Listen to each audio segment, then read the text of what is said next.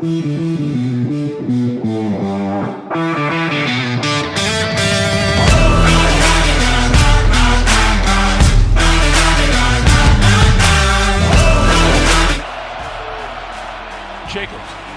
with running room right up the middle. Jacobs is on his way.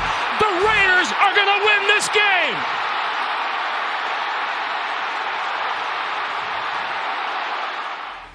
It might be the first time we've had the top 6 teams play each other this late in the season, and it didn't really disappoint, unless you're Pedro Pickles. Week 12 saw another manager clinch a playoff spot, and brought up some concerns probably for one other manager. Let's do some quick recaps in the order of the current seed. Recaps. Pedro Pickles is still the number 1 seed despite the heartbreaking loss to the Jeff Fisher effect. Danson Dennis Nedry clinched a playoff spot with his win over Death Valley Driver. He's also on the fast track for a top seed and a bye. One win over Falco or Provost locks him into that spot. The Effect took home his 6th Tidwell of the year this week and controls his own destiny for the playoffs going forward. So does Hardcore Sax, who beat Gravy Train this week. Gravy Train, our current number 5 seed, could be panicking a little. Begin panic sequence in 3, 2,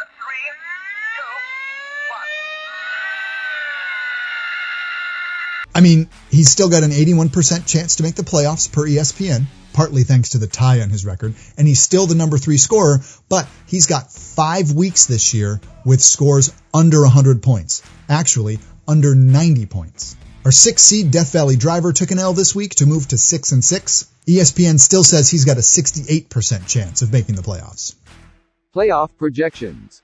Team Provost, let's ride, rode himself right out of a playoff spot. I mean, he's ridden himself out of his playoff spot long before now. He's the only team mathematically eliminated to this point. let's ride. Iron Ryan still has a 1% chance to make the playoffs. How does he get in with a current record of 4-8? Well, he needs to win his last 2 games and be 6-8. And he needs both Falco and DVD to lose their last 2 games. And he needs to be the highest scoring team of those 3. Here's how the scoring works out to this point. So Irai needs to make up 145 points on DVD in this scenario. He basically will need to win 2 Tidwells in the next 2 weeks. Do you know how many Tidwells Iron Ryan has in his team's history? That's right, 2. I can show the number 2 in many ways. Look and sing along and let's learn today. I can show the number 2 in many ways. ESPN did say 1%, so. Boobies has a 17% chance. He'll need to win his last 2 games against 2 playoff teams to make it in. And just like Irai, he needs to rely on Falco and DVD to lose out. Which of those things seems more likely? I'd say DVD and Falco losing out, because a team with 4 quarterbacks and 2 kickers on it ain't winning anything.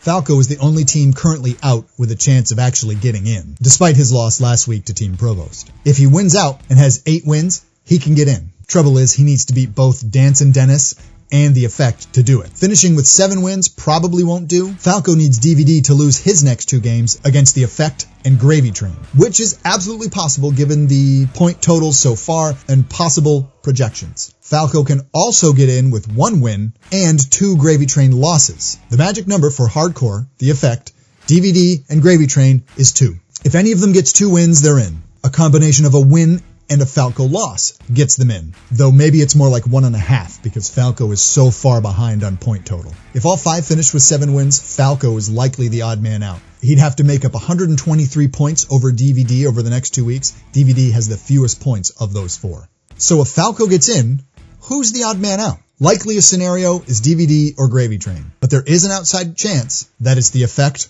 or Hardcore Sax.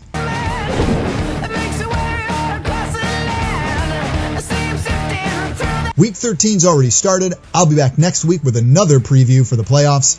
And wait a minute. Do you guys hear that?